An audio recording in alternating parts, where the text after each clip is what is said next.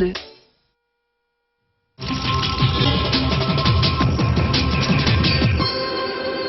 Bonsoir à tous, merci de votre attention au soir du 12e jour de guerre. Voici les faits marquants à retenir de ces dernières heures.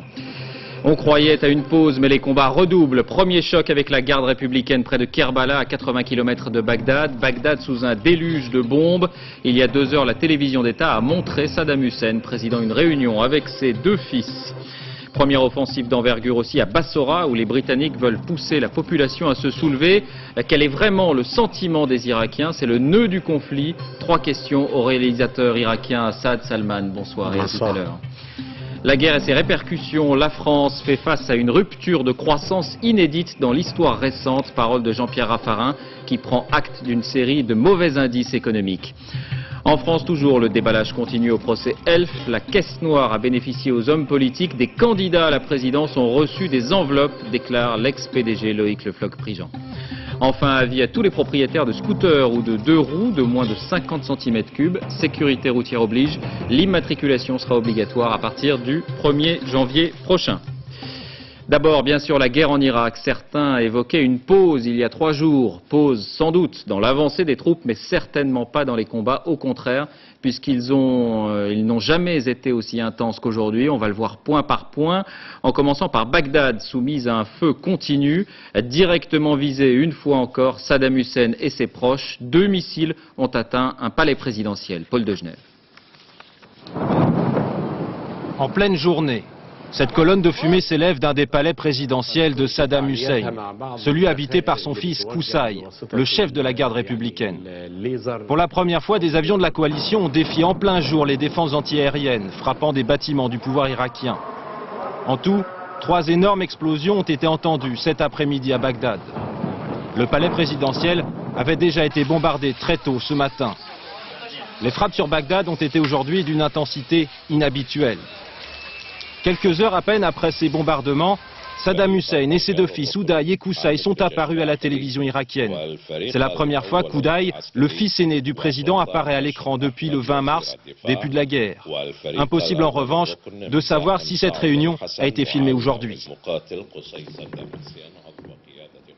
On retrouve en direct Alain de Chalvron à Bagdad. Bonsoir Alain. Vrai ou faux Saddam? En tout cas, le pouvoir à Bagdad ne paraît nullement ébranlé par les bombes.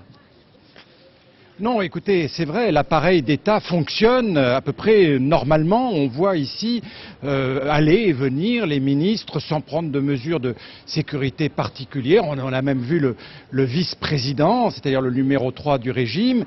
Et surtout, on ne perçoit aucune tension particulière dans la rue. Vous savez, s'il était arrivé quelque chose à Saddam Hussein, peut-être ne le saurait-on pas, mais à l'intérieur du cercle du pouvoir, on le saurait. Et ce se traduirait par une lutte pour le pouvoir qui commencerait tout de suite et qui se traduirait par une tension dans la rue. Non, l'appareil d'État fonctionne, l'appareil de défense de toute évidence. On voit la résistance des troupes.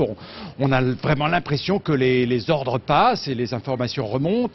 L'appareil de propagande a été durement frappé à travers toutes ces campagnes de bombardement. La télévision a été bombardée à plusieurs reprises. Et là, les techniciens irakiens, qui sont considérés comme les meilleurs du monde arabe, de vrais génies du bricolage, ont réussi à chaque fois à la remettre en état. L'appareil sécuritaire, la police, les services secrets, tout a l'air de fonctionner.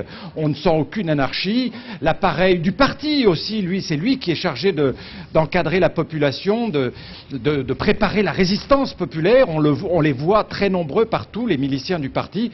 Et donc l'État n'a pas été décapité. Et c'est, je pense, sur le plan militaire, le principal échec des Anglo-Américains depuis le début de ce conflit. Merci Alain. Comment les habitants de la capitale ont-ils vécu ce redoublement des frappes? Autres envoyés spéciaux à Bagdad, Bertrand Koch, Emmanuel Beck.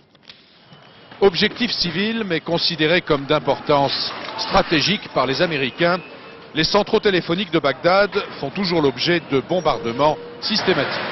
Celui-ci avait déjà été détruit en 91, mais selon son directeur, ces dégâts matériels ne font que renforcer la détermination des Irakiens. De fait, les Bagdadis ont plutôt le moral. Il suffit pour s'en convaincre d'aller faire un tour en ville. Sur les marchés, c'est l'agitation des jours ordinaires. Certains se moquent carrément de la coalition anglo-américaine. Voilà avec quoi on abattra leurs avions, s'amuse le marchand de jouets. Les boutiques ont rouvert, les services publics fonctionnent, l'État et sa police continuent d'exercer leur contrôle sur la population. Les Irakiens ne sont pas inquiets, affirme l'agent de police. Regardez comme la circulation est dense, malgré les bombardements. Le ministre du jour, c'est celui des Affaires étrangères, Nadji Sabri. Message adressé à la communauté internationale, soutenir l'Irak, c'est défendre la liberté. Il s'agit d'une guerre coloniale, d'une guerre contre le monde et contre la liberté du monde. C'est une nouvelle journée d'attente qui s'achève à Bagdad. Alors que les combats font rage sur toute la ligne de front de Bassora à Kerbala, pour les Bagdadis, la guerre se réduit encore à des tirs de DCA et à de lointains mais constants bombardements à la périphérie de la ville. Autre question, comment Saddam Hussein et son entourage proche sont-ils protégés des bombardements? On parle beaucoup de réseaux souterrains, de bunkers sous la ville même. Voici un document qui permet de comprendre comment est conçu ce genre d'installation. Florence Bouquilla, explication. Une porte qui s'ouvre sur l'un des secrets les mieux gardés de l'ex-Yougoslavie. Le bunker souterrain de son défunt président, Tito. Un secret peut être partagé par un grand ami du maréchal Tito, le président irakien Saddam Hussein. Car plusieurs répliques de ce bunker auraient été construites au début des années 80 en Irak. Voici la salle de conférence. C'est d'ici que les ordres peuvent continuer à être donnés. En ce moment, nous sommes à 250 mètres au-dessous du sol. Un central d'écoute téléphonique, des dizaines de réservoirs de fioul, une salle de machinerie pour l'air conditionné. Tout est prévu pour que des centaines de personnes soient autonomes des mois durant. Y compris un lit à la française dans la suite présidentielle. À la fin des années 70, un ancien officier yougoslave a supervisé la construction du même type de bunker en Irak. Deux sont à Bagdad, l'un à Mossoul. Ils peuvent résister à tout, c'est sûr. Seul quelqu'un qui connaît parfaitement ces constructions pourrait déterminer la meilleure façon de les détruire. D'autres pays européens auraient participé à ce type de construction en Irak durant la guerre contre l'Iran. Ainsi, ce bunker suisse qui serait situé près du palais de la République de Saddam Hussein, on l'appelle projet 359. 2 entrées, une salle de décontamination, l'autre pour les premiers secours. Un poste de commandement et des réserves d'eau et de nourriture. 2000 mètres carrés aux normes antisismiques, nucléaires, chimiques, à 10 mètres sous terre, et on ignore à quoi ressemblent les étages inférieurs. Cette journée a donc été marquée par une montée en puissance des bombardements sur Bagdad, mais également par une série d'offensives sur l'ensemble du front, le long de ces routes qui vont de la frontière koweïtienne à la capitale, Kerbala, Nadjaf, Nasiriyah et même Bassora. Le point avec Olivier Galzi. 15 heures de combat. L'opération James a commencé à 2 heures ce matin. James pour James Bond. Ce sont ces soldats britanniques qui ont choisi le nom de code. Leur cible, les faubourgs de Bassora, la 2e ville du pays.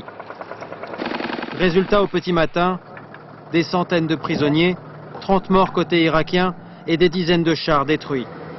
Une bonne mission pour ces Royal Marines. Dans leur rang, ils n'annoncent que 14 blessés. Mais la bataille a été rude, plus dure que prévu. Ce soir, ils ont donc stoppé leur progression en attendant les renforts. Un peu plus loin, voici le centre de Bassora, pilonné la nuit dernière encore. C'est un quartier résidentiel ici, dit cet homme mécontent. Apparemment, les dégâts ne sont pas seulement matériels. À l'hôpital, les blessés s'accumulent dans les couloirs. Cette femme cherche désespérément son fils. Où est-il, demande-t-elle. Sa fille repose la question. Pas ici, répond le médecin. À l'extérieur, propagande ou vraie détermination, en tout cas face à la caméra, l'armée semble être soutenue. Saddam, tu es notre héros, tu nous conduis à la sécurité et à la victoire, chantent ces hommes. Ce sont les dernières images de la ville, elles ont été tournées hier. Plus au nord maintenant, la 2e grande bataille de la journée s'est déroulée à Nasiriyah. L'assaut sur la ville a débuté par une opération d'hélicoptère Cobra. En langage militaire, on appelle cela « préparer le terrain ». Là encore, les Marines se sont arrêtés au faubourg. Parmi eux ce matin, le soldat Suarez participait aux opérations. Il a rejoint depuis la liste des victimes. Officiellement, il est le 46e soldat américain tombé au combat. Autre combat, toujours plus au nord, en remontant l'Euphrate, Nadjaf et Kerbala. Là encore, la progression est lente, elle se fait maison par maison. Et puis il faut aussi prendre le temps de rassurer la population. En arabe, ce soldat explique qu'ils ne sont, je cite, ni l'armée de Jérusalem, ni l'armée de Saddam. En gros, qu'ils ne sont pas les méchants qu'on a bien voulu leur décrire. Ces gens sont effrayés, mais l'important c'est qu'ils comprennent qu'on est là pour les aider. Et c'est important aussi pour ces troupes, car ce soir, elles camperont pour la première fois au milieu de ces populations. Une chose vous a peut-être frappé depuis le début de ce conflit, le très jeune âge des soldats américains engagés. Pour la plupart d'entre eux, c'est un premier contact avec la guerre. Un sentiment domine, la peur tout simplement. Avec les Marines quelque part au nord de Nasiriyah, nos envoyés spéciaux Agnès Varamian, Patrick Desmully. Au sein des Marines, il y a les gros bras, les guerriers. Ceux qui vous diront toujours qu'ils n'ont peur de rien. Et puis, il y a ceux qui suivent et découvrent à 18, 19 ou 20 ans la guerre. Du Texas, de Géorgie ou de New York, la plupart de ces garçons sortent pour la première fois d'Amérique. Quand on voit le Moyen-Orient à la télévision, ils montrent toujours des grandes villes, mais jamais l'immensité du désert. C'est pour ça que c'est surprenant quand on arrive ici pour la première fois, de voir la manière dont ils vivent. Vraiment, je n'y croyais pas. On est au 21e siècle, la technologie est partout, mais ici, rien. C'est vraiment très choquant de voir ça. Danny, Anthony ou encore Ben se sont engagés dans l'armée en sortant de l'école. Un a 3 ans d'entraînement chez les Marines.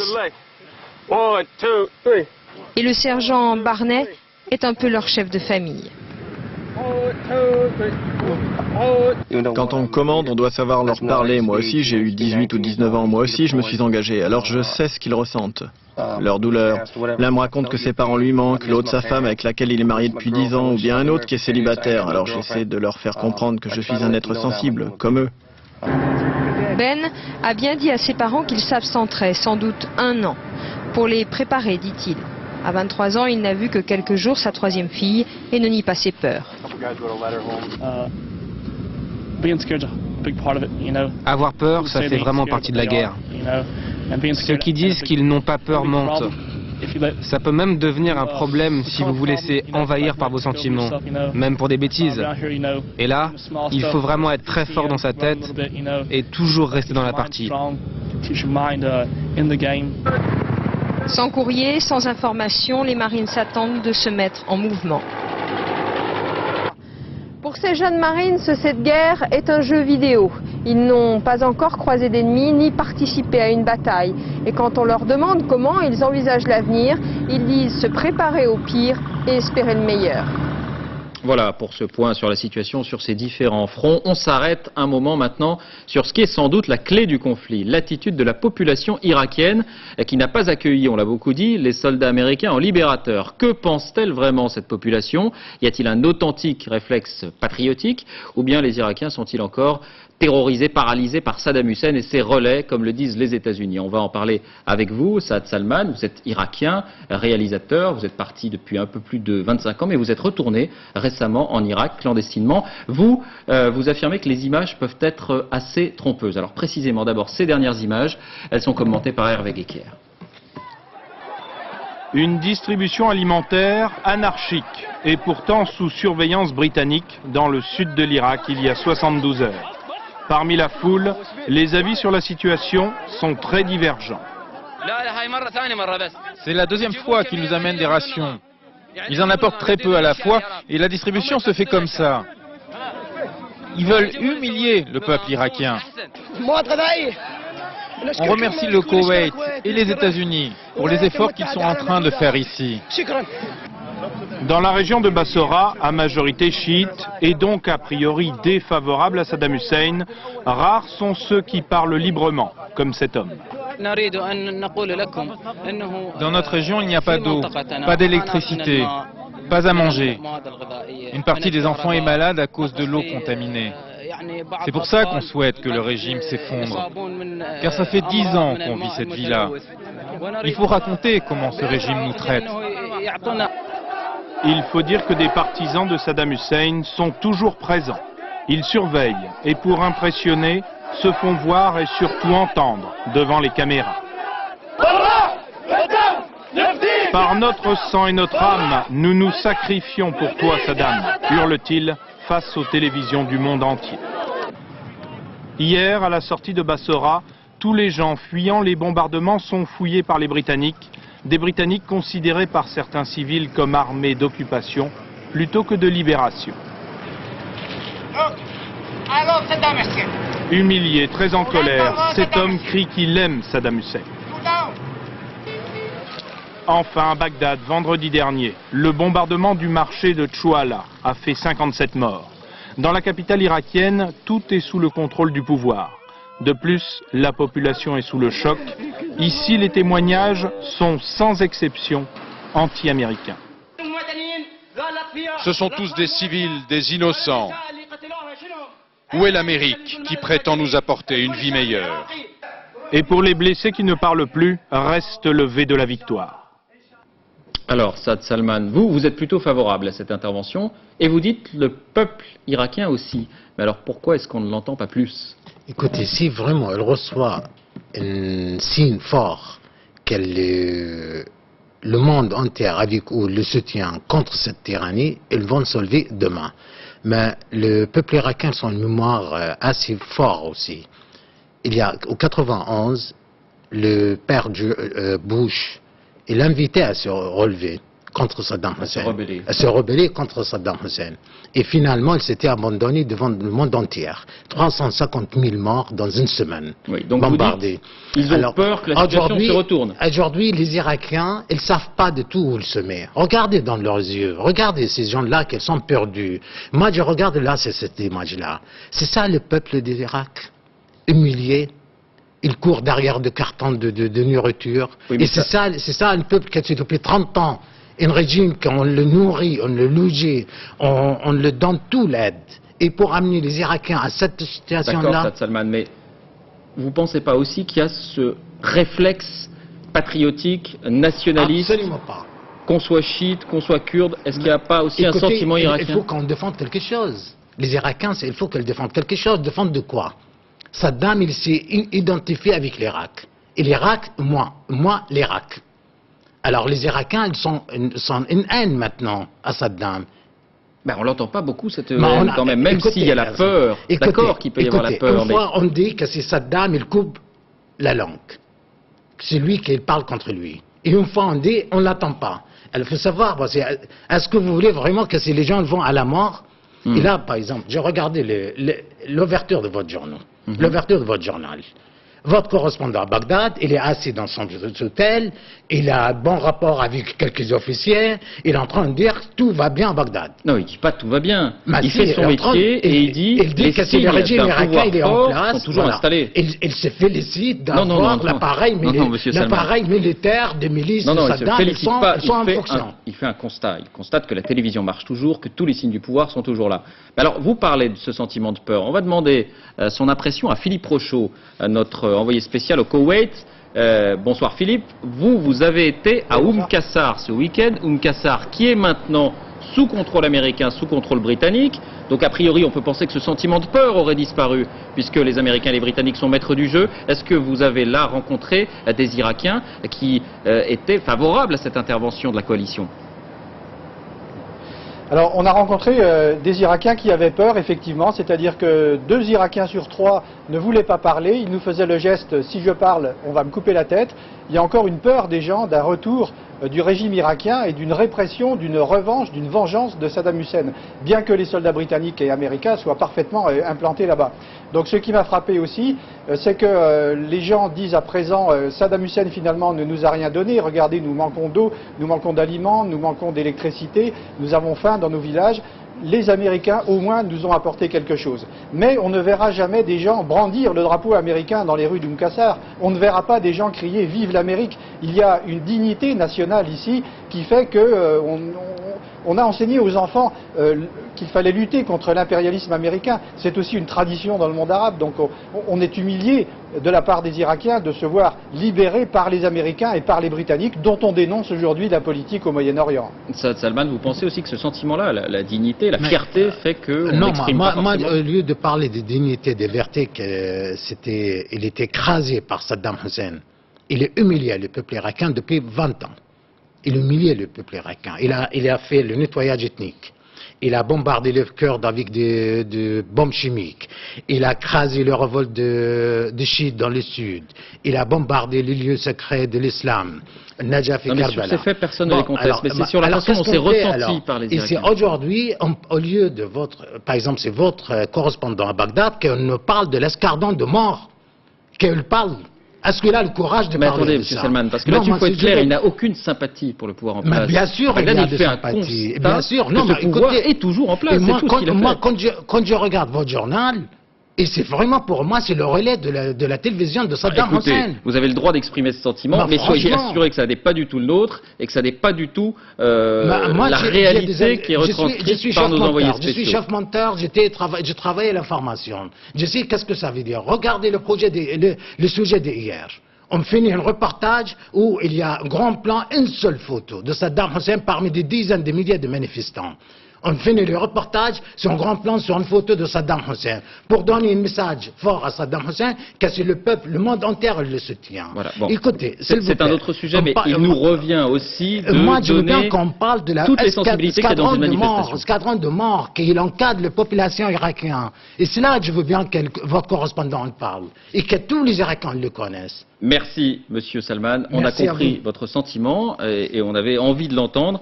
En revanche, vos propos concernant notre travail, honnêtement, sont à côté de la réalité parce qu'il n'y a aucune sympathie. Il y a la retranscription d'une réalité, celle de la guerre et d'un pouvoir en Irak. Qu'est-ce qu'on sent les Irakiens exilés? Moi, c'est pour ça qu'on vous a invité vraiment, et qu'on vous a donné la parole. C'est une insulte à 4 millions d'Irakiens en exil, une insulte à la mémoire de toutes les victimes de Saddam Hussein, de voir les photos de Saddam Hussein et traînent dans le. Oui, mais ce n'est pas nous qui les inventons. Ces photos, elles existent dans les manifestations. C'est des questions de montage. On connaît bien notre métier. Monsieur Salman, c'est aussi une réalité qu'il faut donner lorsqu'il y a dans une manifestation en France une seule photo parmi des dizaines de milliers. Oui, mais cela existe tout de même, c'est de notre devoir d'en rendre compte aussi, même si ça n'est pas la majorité du reportage. Alors, parlez de escardon de mort. Merci, Monsieur Saad Salman. Merci.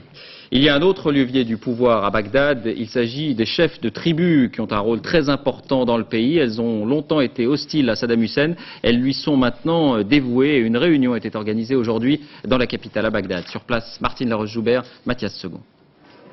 Une réunion exceptionnelle à Bagdad, tous les chefs de tribus d'Irak, du nord au sud du pays. Loin des regards, dans un lieu secret pour des raisons de sécurité, ils redoutent un bombardement. Ils viennent promettre fidélité à Saddam Hussein. Une allégeance cruciale pour lui, les chefs de tribus, longtemps méprisés, ont retrouvé depuis 10 ans leurs prérogatives, prélever des taxes, rendre la justice. En échange de leur loyauté, contre de l'argent aussi, certains chuchotent qu'ils viennent signer ici un contrat d'allégeance pour 20 000 $ chacun, peut-être. Devant la caméra, ils s'en défendent et affichent leur ferveur. Écoutez la langue des tribus, nous sommes avec Saddam jusqu'à la mort. Nous voulons une guerre au corps à corps, pas avec des bombes. Nous couperons les mains de ceux qui franchissent nos frontières. Nous sommes l'Irak, viril et fier. Toutes les tribus sont prêtes à mourir pour notre pays et pour Saddam Hussein. Nos épées sont aiguisées contre Blair et Bush, des envahisseurs qui ont traversé les mers et les océans pour voler notre fortune. Bagdad est le berceau des civilisations. Nous n'acceptons pas qu'elle soit violée par une puissance coloniale. Nous sommes 26 millions de Saddam Hussein et nous ne voulons pas qu'on intervienne dans nos affaires. De l'allégeance des chefs de tribus dépend en partie la survie du régime. S'il lui reste fidèle, il sera difficile de le renverser. Et puis pour les Irakiens, toutes les armes sont bonnes, y compris les commandos suicides. Et l'attentat de samedi pourrait ne pas rester isolé. Les kamikazes sont des héros et pas des terroristes, a expliqué aujourd'hui le chrétien Tarek Aziz. Des volontaires arabes seraient en train de rejoindre Bagdad. Yann Fronti. Même au milieu du désert, plus un véhicule ne circule sans être contrôlé. Pour éviter toute nouvelle attaque suicide, Américains et Britanniques emploient désormais les gros moyens. Ce bus, par exemple, est fouillé dans ses moindres recoins. Depuis l'action kamikaze qui a fait 4 morts dans les rangs de la coalition il y a 2 jours, la sécurité des hommes et des barrages a été considérablement renforcée. Nous devons restreindre les mouvements de population et même couper des routes. C'est inconfortable mais nécessaire pour la sécurité de nos soldats. C'est sans doute un tournant dans la guerre. Les soldats américains et britanniques savent maintenant qu'ils vont devoir affronter un ennemi prêt à se sacrifier par tous les moyens. C'est le cas de ces hommes, des volontaires arabes filmés à l'entraînement, des images diffusées aujourd'hui par la télévision irakienne. J'ai quitté la Syrie, ma femme et mes enfants. Je veux défendre l'Irak et le monde musulman, je veux être un martyr. Unis contre l'Amérique et ses alliés, les mouvements musulmans radicaux du monde entier. Ceux-là sont des volontaires syriens qui patrouillent armés dans les rues de Mossoul, la grande ville du nord de l'Irak. Hier, l'organisation palestinienne du djihad islamique a annoncé l'envoi d'une première vague de kamikazes venus rejoindre ceux déjà présents sur le sol irakien. Un communiqué l'affirme, cela est destiné à remplir le devoir sacré de défense des terres arabes et musulmanes. Des renforts qui semblent en tout cas réjouir et conforter le régime irakien. À la question de savoir ce que pensait Tarek Aziz, le chrétien, de cet appel à la guerre sainte, voilà ce qu'a répondu le vice-premier ministre. Il y aura d'autres volontaires irakiens, arabes, musulmans, oui, qu'ils viennent tous. Propagande ou non, le gouvernement irakien estime qu'il y aurait déjà plus de 5000 volontaires. Eux quittent la Jordanie direction l'Irak pour combattre les Américains et les Britanniques. Dans le nord, c'est une double opération qui est en cours. La première contre les forces irakiennes. Pas de nouvelle avancée des soldats kurdes, mais vous le voyez, les avions de la coalition ont poursuivi leur bombardement sur la ligne de front qui sépare l'Irak du Kurdistan autonome, ici du côté de Mossoul. Et puis la seconde opération, elle est menée contre les militants du groupe terroriste El Ansar, proche d'Al-Qaïda. Regardez la carte, il s'agit d'1 millier d'hommes retranchés dans la vallée de Biara, à la frontière du Kurdistan et de l'Iran. C'était l'une des raisons invoquées par les États-Unis pour justifier le conflit. Eh bien, les Kurdes, aidés par les bombardements américains, ont obtenu une victoire décisive. Jérôme Bonny, Olivier Robert, Hubert Martin sont nos envoyés spéciaux. Les Peshmerga, les combattants kurdes, ont enfin remis les pieds dans cette région du nord-est de l'Irak, contrôlée pendant 2 ans par le groupe Ansar al-Islam. Mais la situation n'est pas complètement sécurisée. Ce matin, l'un de ces islamistes, portant un passeport turc, a été tué par les Peshmerga. Il avançait et nous avons eu peur d'une attaque suicide. Il a levé les mains, mais les a rebaissées. Et alors, nous l'avons abattu. Biara, le bastion d'Ansar al-Islam, a été bombardé par l'aviation américaine la semaine dernière. La mosquée est en ruine. Les fidèles poursuivent leurs prières dans les gravats. Washington soupçonne Al-Ansar de liens étroits avec le réseau Al-Qaïda. Les rideaux du bazar ont été soufflés par les explosions. Il y aurait eu 2 civils tués. Les commerçants reviennent doucement. Sous l'autorité des islamistes, ils ne pouvaient ni fumer, ni écouter de la musique. Mais ils n'ont pas subi de brimades particulières. Les forces spéciales américaines ont appuyé les Peshmerga dans l'opération terrestre qui a pris le relais des bombardements vendredi dernier. Ici, les Américains semblent mieux perçus par la population que dans le sud de l'Irak. Cela facilite la collecte d'informations et de documents. Cette patrouille protège en fait des spécialistes du renseignement. Ils sont venus chercher tout ce qui peut les aider à identifier des individus ou des groupes.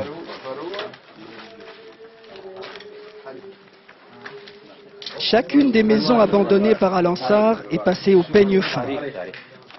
Pour les services américains, le moindre morceau de papier peut devenir un indice précieux. Des Américains qui donc ont réussi à atteindre au moins l'un de leurs objectifs dans cette guerre en Irak, un objectif qui est lié à la guerre contre le terrorisme, puisqu'ils ont réussi à déloger cette poche de résistance islamiste. À propos d'Américains, mais d'abord côté journaliste, à noter le licenciement d'un des reporters les plus célèbres du pays, Peter Arnett. Il était le seul à Bagdad pendant la guerre en 91. Cette fois, il travaillait pour NBC. Motif de cette disgrâce, Peter Arnett a accordé une interview à la télévision irakienne où il indiquait que le plan de guerre des États-Unis avait échoué. Et puis des remous dans l'entourage du président George Bush, justement à propos de ces plans, et on retrouve Étienne Lénart à Washington. Bonsoir Étienne. Donald Rumsfeld et certains de ses proches ont été beaucoup critiqués ce week-end, et c'est maintenant Colin Powell lui-même qui fait entendre sa différence. Oui, je dirais, David, qu'il y a un effet presque mécanique. Vous savez, lorsque les va-t-en-guerre sont attaqués, lorsque les plans militaires ne se déroulent pas vraiment comme prévu, eh bien, tous ceux qui dénonçaient cette guerre avant qu'elle ne commence, tous ceux qui disaient que ce serait une folie pour les États-Unis de s'engager sans un soutien international très large, celui des Nations Unies, eh bien, tout cela commence à redonner de la voix. Alors, M. Rumsfeld aujourd'hui est attaqué, et c'est effectivement dans l'entourage de Colin Powell, le ministre des Affaires étrangères, mais aussi dans l'entourage de George Bush père, et bien que l'on entend des voix qui commencent à s'inquiéter des conséquences politiques que pourrait avoir cette guerre à long terme. Alors, il ne faut pas non plus exagérer. En bon soldat, pour l'instant, officiellement en tout cas, M. Powell soutient l'action de l'administration Bush en Irak, mais il a expliqué dans une interview ce week-end, par exemple, eh bien, que quand les guerres commencent, ce ne sont pas les intellectuels qui vont se faire tuer au combat, mais bien les soldats américains courageux. Officiellement, M. Powell n'a visé personne, mais tout le monde a compris qu'il s'en prenait à l'entourage de M. Rumsfeld, qui avait prévu une guerre courte et une guerre sans risque, et cela laisse présager, en fonction de l'issue du conflit, de lendemains assez animés dans la capitale américaine. Merci Étienne. Et ces difficultés des opérations ne découragent pas en tout cas les volontaires américains. Image d'un centre de recrutement à Los Angeles, l'un des plus importants du pays. 200 nouveaux candidats se présentent chaque jour pour aller combattre en Irak. Dans le même ordre d'idées, on parle beaucoup des manifestations anti-guerre. Eh bien, il y a aussi des partisans de l'intervention qui descendent dans les rues. Exemple ici à New York, une centaine de personnes réunies près du site du World Trade Center, et parmi elles des familles de victimes des attentats du 11 septembre et des vétérans de l'armée américaine. Bonsoir Thierry Tuillier, avec vous maintenant, comme chaque soir, un fait à retenir de la journée, et ce qui a retenu votre attention aujourd'hui, c'est, disons, le retour à une stratégie militaire beaucoup plus classique sur Bagdad. Oui David, on a le sentiment aujourd'hui finalement qu'il y a deux batailles, deux fronts en Irak. D'abord, la sécurisation de la route Koweït-Bagdad avec, on l'a vu, des offensives terrestres très ciblées sur des villes qui sont autant de carrefours stratégiques. Et puis, la seconde bataille, décisive pour Bagdad, évidemment, où là, l'état-major américain semble être revenu, sans le dire, à la doctrine de 1991 de la première guerre du Golfe, qui tient en deux principes. D'abord, une campagne aérienne massive, assommante, pour les civils et les militaires. C'est ce qui s'est passé aujourd'hui au sud de Bagdad, et cela peut durer des semaines. Et puis, au sol, des renforts pour rééquilibrer numériquement un rapport de force jugé favorable aux Irakiens, ce qui n'empêchera pas les troupes américaines de garder l'initiative en harcelant les soldats de Saddam Hussein. Mais sauf ouverture, sauf effondrement, il faudra probablement plusieurs semaines avant que l'offensive finale, l'offensive générale, soit lancée. Merci Thierry. Une guerre qui provoque des sentiments mélangés en France. Si l'on en croit ce sondage Ipsos pour le journal Le Monde, 53% des personnes interrogées souhaitent au fond d'elles-mêmes, c'est la question qui a été posée, une victoire des États-Unis et des Anglais. Et à contrario, on notera donc que 33% ne la souhaitent pas. En tout cas, 78% des personnes interrogées désapprouvent cette intervention militaire. 17% y sont favorables. Il ne faut pas se tromper d'ennemi, a déclaré pour sa part Jean-Pierre Raffarin. Ce n'est pas parce que nous sommes contre cette guerre que nous souhaitons la victoire de la dictature contre la démocratie. Fin de citation. Jean-Pierre Raffarin qui s'est aussi exprimé sur ce qu'il faut bien appeler la crise économique qui couvre en France. C'était à Clermont-Ferrand. Quasiment tous les indicateurs sont au rouge. Nathalie Moisan, Nadine Picard. L'entreprise de Pierre Parizia est à elle seule un reflet du climat économique. Elle héberge les créateurs d'entreprises à la recherche d'un siège social. Et depuis un an, les classeurs qui contiennent les contrats de création de sociétés se sont allégés régulièrement. C'est le baromètre de l'activité. C'est là qu'on viendra à dire combien de contrats nous allons faire dans le mois. Et c'est vrai que ce mois-ci, on arrive à avoir par rapport à l'année dernière une réduction au niveau des entreprises à peu près de 15 à 20% de réduction des contrats. Morale des ménages en baisse, moins 20 points depuis janvier 2001. Chômage reparti à la hausse, 2 300 000 chômeurs aujourd'hui. Et faillites qui augmentent, plus 3% depuis janvier 2001. Les clignotants de l'économie sont au rouge. Le retournement date d'il y a 2 ans, mais la crise en Irak n'arrange rien. L'explosion de la bulle financière qui a rendu le financement des entreprises beaucoup plus difficile, qui a donc interrompu le mouvement d'investissement qui l'avait précédé. D'autre part, du fait du ralentissement, l'aggravation du chômage qui fait que les ménages ne se sentent plus à l'aise pour consommer. Résultat, une croissance beaucoup plus faible que prévu, plus 0,3% pour le premier trimestre. Raison de plus pour poursuivre les réformes selon le Premier ministre. Nous sommes face à un ralentissement de la croissance, une rupture de croissance comme nous n'en avons jamais vu dans notre histoire récente. Je souhaite garder le cap qui a été tracé par le président de la République. Ça veut dire que plus il y a de difficultés extérieures, plus il faut faire de réformes intérieures Réforme ou pas, un enlisement en Irak pourrait compromettre un retour rapide à une croissance forte. L'onde de choc du conflit en Irak, quel risque pour la France? C'est un débat à suivre ce soir dans Mots croisés avec entre autres Bernard Kouchner et Hans Blix. Ce sera en direct de New York, Mots croisés 22h40 avec Arlette Chabot. Justice en France avec de nouvelles révélations au procès Elf. C'est un secret de Polichinelle, mais c'est la première fois qu'il est dévoilé par un acteur du système. L'ex-PDG Loïc Le Floch-Prigent reconnaît que la caisse noire a bénéficié à des hommes politiques, notamment des candidats à la présidence de la République, dit-il. Dominique Verdaillan, Jacques Gérard. Un public fidèle qui ne voulait rater cela sous aucun prétexte. Et l'attente fut de courte durée. La caisse noire d'Elf était en place avant que j'arrive, essentiellement pour le RPR, confesse Le Floch-Prigent. Le président Mitterrand m'a demandé d'équilibrer les choses. Quand je revenais de l'Élysée, poursuit-il, je disais à Sirvin, j'ai eu un savon sur tel ou tel cas. Et Sirvin rectifiait le tir. Je n'avais pas envie de savoir, d'en parler, précise l'ex-PDG. Alors je fermais les yeux, le président Mitterrand aussi. Ses avocats se réjouissent que Le Floch-Prigent parle, même s'il s'agit d'un secret de Polichinelle. Fait simplement que lever le voile sur un secret, un énorme secret de Polichinelle, qui était connu de tout le monde. Il a mis le doigt là où ça fait peut-être mal dans la mémoire collective de certains en France. Mais encore une fois, son propos n'est pas de faire un tableau de chasse des hommes politiques français. J'assume ce que j'ai fait, quoi qu'il m'en coûte, renchérit Alfred Sirvin. Les politiques avaient besoin d'argent. Son avocat, lui, relativise ses doubles confessions publiques. Monsieur Alfred Sirvin, quand il sera interrogé, reconnaîtra avoir financé l'intégralité de la classe politique à l'exception du Front National. Ça figure en toute lettre dans la procédure. Donc ce n'est pas un scoop, ce n'est pas une révélation. Fidèle à lui-même, André Tarallo reste en retrait. Je n'ai jamais financé un homme politique français, dit-il. Je ne me suis occupé que de l'Afrique. Et ceux qu'ils ont fait de l'argent, c'est leur affaire. Dominique Verdaillan, qu'on retrouve en direct. Dominique, il n'y a pas de nom cité, hein, on l'a compris, mais il y a des parties. Est-ce que ces révélations pourraient donner lieu à des poursuites?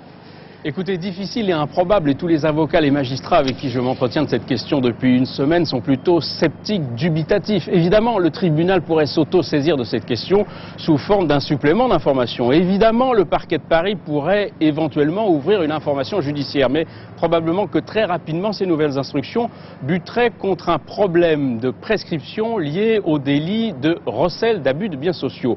Difficile et improbable parce qu'aujourd'hui encore, Loïc Le Floch-Prigent et Alfred Sirvin l'ont répété. Certains candidats à la présidence de la République ont touché des enveloppes d'Elf, mais, disent-ils, pas question de donner des noms. Et force est de constater d'ailleurs que les magistrats ne les ont pas poussés à la consommation, n'ont pas fait le forcing.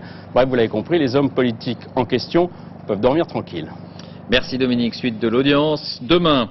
En bref, l'arrestation de Roger Menconi, surnommé le roi de l'évasion. Il avait réussi à quitter la prison de Borgo en Haute-Corse. C'était il y a moins d'un mois, le 7 mars dernier, et c'était la deuxième fois en 5 ans.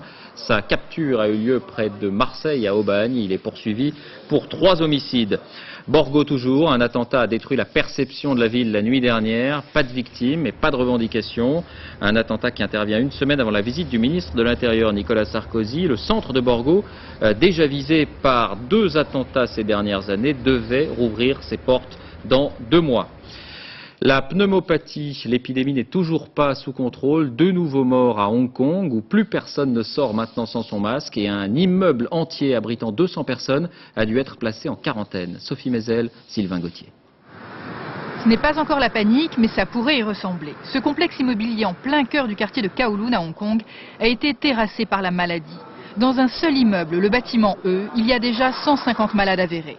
Le virus se transmet-il par les canalisations d'air ou d'eau ? En attendant, les habitants ont interdiction de sortir de chez eux pendant 10 jours. Les repas leur sont apportés à domicile. Un seul homme porteur du virus, ayant rendu visite à son frère dans cette tour, est à l'origine de toute l'épidémie. À Singapour, où les écoles ont été fermées par mesure de précaution, de nombreuses infirmières sont mobilisées pour faire passer des tests à toute personne ayant voyagé dans les zones infectées. À Hanoï, en revanche, le SRAS, le syndrome respiratoire aigu sévère, a pratiquement été maîtrisé. 2 médecins français qui demeurent hospitalisés auraient dû être rapatriés. Mais les autorités françaises préfèrent ne pas prendre de risques. Nous avons joint sur place par téléphone le docteur Philippe Léon, convalescent. Mon moral, il est bon, dans la mesure où je suis très content d'avoir survécu à l'épreuve et je sais qu'à un moment ou un autre, il faudra bien que je rentre. Donc, bon, il ne faudra pas que ça s'éternise trop longtemps. Dans le monde, le virus a déjà fait 1766 malades et a tué 61 personnes. En France, 3 nouveaux malades suspects ont été enregistrés aujourd'hui. L'un d'eux est hospitalisé ici, à l'hôpital de Besançon. Comme les 2 autres cas, il a voyagé dans le même avion que le seul malade avéré français, actuellement soigné à Tourcoing. Son cas n'inspire pas d'inquiétude. On peut être à peu près certain qu'il ne développera pas une forme sévère telle que celle qu'a présentée le malade de Tourcoing. Aujourd'hui, l'Institut Pasteur affirme avoir identifié la famille du virus. Il s'agit d'un coronavirus pour lequel il n'existe aucun traitement, aucun vaccin. La sécurité routière, plusieurs ministres étaient réunis en comité aujourd'hui. Parmi les décisions, les 2 roues, leur immatriculation, y compris pour les moins de 50 cm3, sera obligatoire à partir du 1er janvier prochain. Il faut savoir que 150 000 modèles sont vendus chaque année en France et qu'ils seraient à l'origine de 400 morts par an. Diego Garcia, Frédéric Faure. Conduite irresponsable. Ni vu ni connu, sans plaque d'immatriculation, contravention impossible. Idem pour les feux rouges. Mais attention, bientôt, fini l'impunité. Dès l'année prochaine, tous les cyclomoteurs devront être immatriculés, même ceux de moins de 50 cm3. Il sera difficile désormais de faire le malin. On slalom assez facilement et c'est pour éviter de se faire retrouver par la police par exemple. En France, il y a plus d'1 million de cyclomoteurs et 150 000 nouveaux modèles sont vendus chaque année. Conséquence de cette immatriculation, il ne sera pas facile de voler ces 2 roues. Le gros avantage, ça sera pour le vol et pour les assurances, ce sera beaucoup plus facile à retrouver, les assurances voudront mieux nous assurer, alors que c'est difficile pour l'instant pour les véhicules non immatriculés. Un scooter immatriculé a 4 fois moins de chances de se faire voler. Pour les assureurs, des baisses de tarifs sont d'ores et déjà envisagées. Tout ce qui s'inscrit dans la sécurité ne peut être qu'une bonne chose pour nous et surtout pour l'assuré. Sur un plan tarifaire, je pense que l'assuré ne pourra que s'y retrouver. Mais attention, seuls les véhicules neufs seront concernés par cette mesure. Pour la police, c'est un mieux, mais ça n'arrêtera pas tous les trafics. Tout à fait facile pour certains jeunes dans certains quartiers défavorisés d'immatriculer de façon illégale certains 2 roues et de continuer à commettre leurs méfaits. Lutter contre le vol, mais surtout améliorer la sécurité, c'est l'ambition de l'immatriculation. En France, chaque année, 400 personnes trouvent la mort en cyclomoteur. Sport, et comme chaque lundi, l'image du week-end, c'est du football Roumanie-Danemark, éliminatoire de l'Euro 2004, avec un but marqué de 40 mètres, Pelé en rêvait. C'est Gravesen qui l'a fait pour les Danois et qui a permis à son équipe de remporter le match 5-2, la crise en Roumanie où l'entraîneur a démissionné. Fin de cette édition, merci de l'avoir suivi. À suivre la météo, Patrice Drevet.